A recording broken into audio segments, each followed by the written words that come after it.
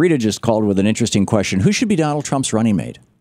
I mean, if the Donald Trump candidacy is predicated on the assumption that because billionaires have taken over this country economically, and then since Citizens United, they have taken over our political process, they now own all of the Republican Party and a not inconsequential fraction of the Democratic Party.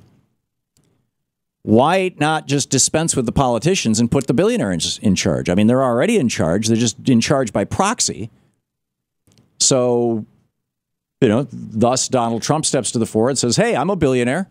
I'm not beholden to anybody. I can fund my own campaign. You can trust me to do what I say or to say what I mean, because I don't have to worry about anybody.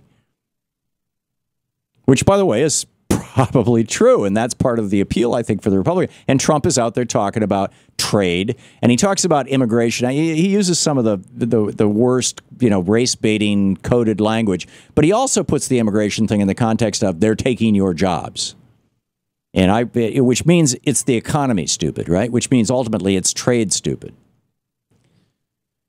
But it raises an interesting question: who should be his running mate? I mean, if we're going to go with the idea that, hey, the Republican Party is the party of the billionaires.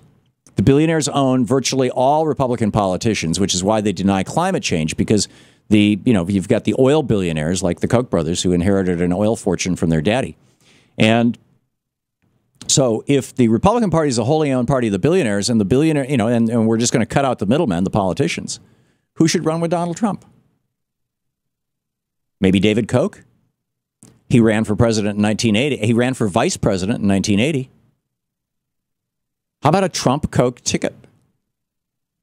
There was a really interesting piece by Digby over in I think it was Slate yesterday. It was one of those, maybe Politico, about how